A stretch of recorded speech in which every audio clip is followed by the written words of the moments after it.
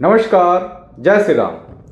आज हम बात करेंगे गुरु गोविंद सिंह जी महाराज के उन दो पुत्रों बाबा जोरावर सिंह और बाबा फतेह सिंह के बारे में, जिन्होंने अपनी बलिदानियों से इस पूरे भारत को रोशन कर दिया। 703 में गुरु गोविंद सिंह जी महाराज, उनका पूरा परिवार आनंदपुर साहिब में घिर चुका था। मुगलों ने किले को चारों तरफ से घेर लिया था। एक वक्त ऐसा आया कि किले के अंदर सारी रसद और पानी की कमी हो गई। 4 सिख जत्था बनाकर जाते, 2 मुगलों को पे अटैक करते और 2 किसी तरह से थोड़ा जल लेकर किले के अंदर आते।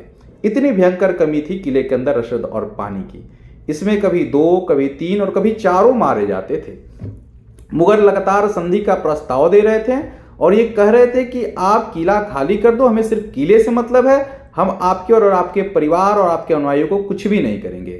तब गुरु महाराज ने अंतर्गुत्वा किला को खाली करने का निश्चय किया और वो किला खाली करके जैसे ही थोड़ी दूर आगे बढ़े, सरसा नदी के तट पर मुगल फौज ने उन पे अटैक कर दिया। गुरु महाराज अपने 40 अनुयायियों के साथ सरसा नदी को पार कर गए, जिनमें उनके 2 पुत्र जुझार सिंह और जीत सिंह भी थे।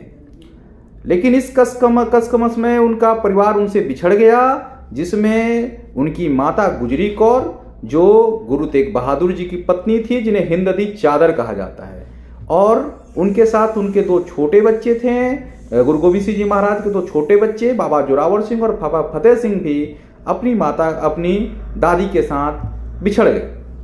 इनको लेकर चला गया गंगू, जो कि रसोईया था गुरु महाराज का, अपने गांव लेकर चला गया। धन के लालच में गंगू ने मुगल सूबेदार वजीर खान को इसकी सूचना दे दी। वजीर खान के सैनिक उनको गिरफ्तार करके लेके चले गए और इस तरह से वजीर खान ने उन पर इस्लाम स्वीकार करने के लिए तरह तरह से जुल्म जाती करते रहा, उन्हें प्रलोभन देते रहा। और जब बच्चे नहीं झुके तो उसने बच्चों पे जुल्म अत्याचार शुरू कर दिया।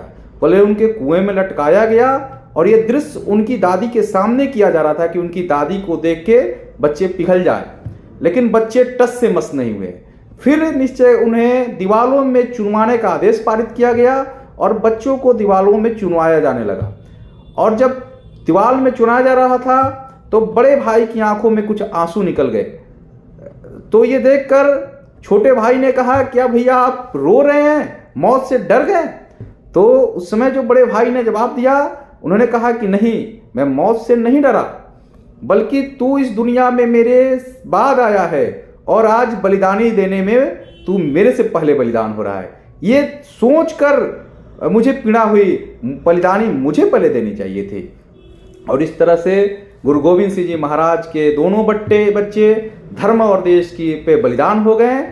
और इधर गुरु महाराज चमकौर गढ़ी पहुंच गए। चमकौर गढ़ी में फिर मुगलों से युद्ध हुआ। इस कसम में नाहर खान, जो कि मुगल फौजदार था, वो मारा गया और गुरु गोविंद सिंह जी महाराज के 2 बेटे, यहाँ पे जुझार सिंह और जीत सिंह भी बलिदान है। इस तरह से गुरु महाराज के 4 पुत्र देश और धर्म की रक्षा के लिए बलिदान हो गए। और ये देखकर गुरु महाराज की पत्नियां रोने लगी। तो गुरु महाराज ने कहा कि देश धर्म के वास्ते वार दिए सुत 4, ये 4 मरे तो क्या हुआ, जीवित कई हजार। और इधर गुरु महाराज के 2 बेटे दीवारों में चुनकर उन्होंने अपने प्राणों को त्याग दिया। और इस विभत्स घटना को देखकर उनकी दादी माता गुजरी कौर ने भी अपने प्राणों को त्याग दिया।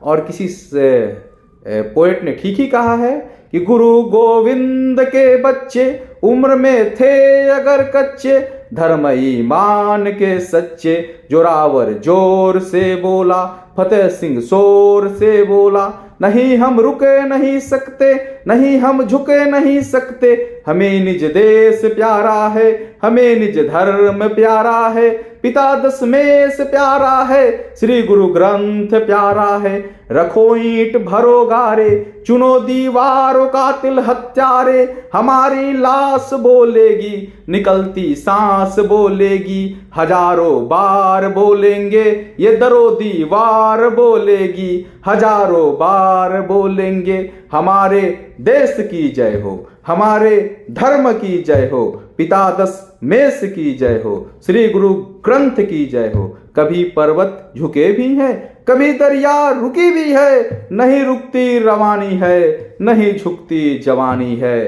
नमस्कार।